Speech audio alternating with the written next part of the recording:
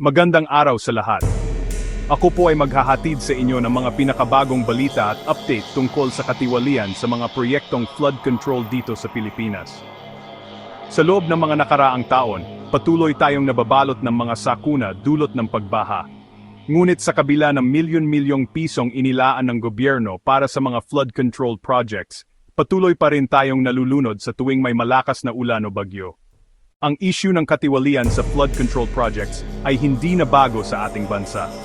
Simula pa noong mga nakaraang dekada, marami nang naging iskandalo ang mga proyektong ito.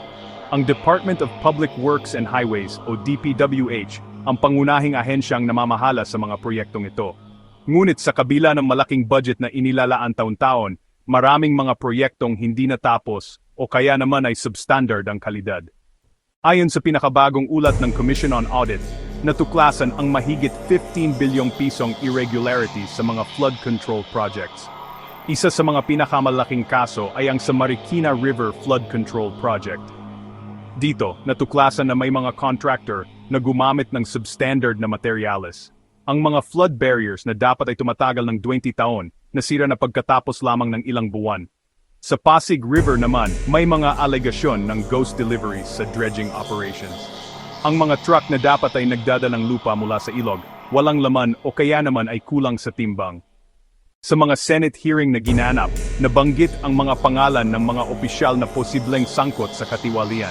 Kasama dito ang mga regional director ng DPWH at mga pribadong contractor. Ang mga nasabing opisyal ay nasa administrative leave habang ginagawa ang investigasyon. Samantala, ang mga construction company na sangkot ay temporarily suspended mula sa mga government bidding. Ang kanilang mga lisensya at permit ay pansamantalang sinuspende habang ginagawa ang kumpletong investigasyon. Ang pinakamalaking naapektuhan sa katiwaliang ito ay ang ordinaryong mamamayan.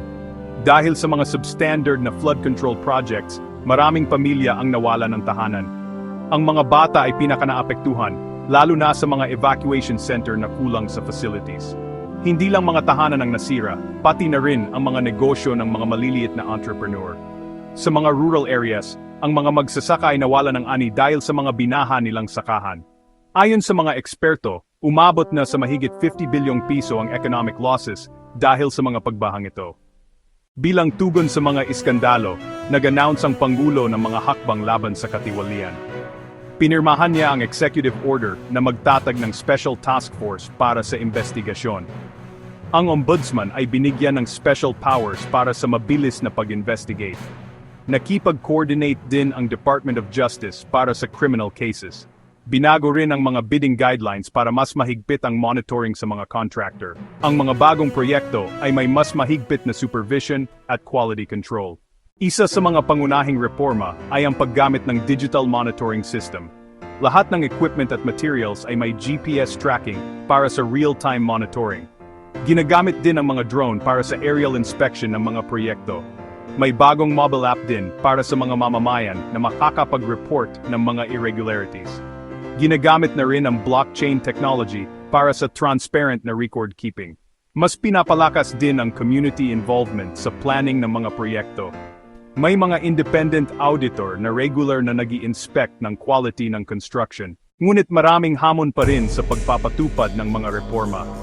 Ang red tape at bureaucracy ay patuloy na hadlang sa mabilis na aksyon. Sa mga remote areas, mahirap pa rin ang monitoring dahil sa geographical challenges.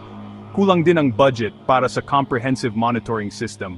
Maraming government agencies ay kulang sa tao para sa proper oversight. May mga political pressure din na nakakasagabal sa independent investigation. Sa kabila ng mga hamon, may mga success stories din tayo. Sa Quezon City, ang bagong flood control system ay naging effective sa recent na ulan. Ang mga bagong contractor ay gumagamit na ng quality materials na sumusunod sa standards. Ang mga bidding process ay naging mas transparent dahil sa media coverage. Maraming whistleblower ang lumantad dahil sa protection program ng gobyerno. Nakabawi na rin ang gobyerno ng mahigit 2 bilyong piso mula sa mga corrupt officials. Ayon kay Professor Maria Santos ng UP School of Economics, kailangan ng systematic approach. Ang corruption sa infrastructure ay nakakasama sa long-term economic growth ng bansa. Si Attorney Juan Cruz ng Transparency International Philippines ay nag-emphasize sa citizen participation. ang mga engineering consultant ay nag-recommend ng third-party quality assurance. Kailangan daw natin sundin ang international best practices tulad ng ginagawa sa Singapore. Ang technology experts ay nag-suggest na mas advanced na monitoring systems. Sa long run, mas makatitipid tayo kung walang corruption sa mga proyekto. Bilang mga mamamayan, may mga hakbang din tayong dapat gawin. Una, i-monitor natin ang mga government websites para sa project updates. Pangalawa, mag-organize tayo ng community monitoring sa aming mga local projects. Pangatlo, i-report natin ang mga nakikita nating irregularities sa proper authorities. Gamitin natin ang social media para i-document ang mga proyekto sa aming area. At higit sa lahat, piliin natin ang mga kandidatong may track record laban sa corruption. Sumali tayo sa mga peaceful advocacy para sa transparency sa gobyerno. Sa pagtatapos, ang laban-laban sa corruption ay hindi madali, ngunit hindi rin imposible. Ang aming layunin ay simple lang, mga flood control projects na tunay na makakaprotekta sa aming mga pamilya. Sa pamamagitan ng cooperation ng gobyerno at mamamayan, makakamit natin ito. Ang mga susunod na henerasyon ay dapat na may mga infrastructure na world-class at walang corruption. Ito ang aming responsibilidad bilang mga Pilipino, ang bantayan ang aming sariling kinabukasan.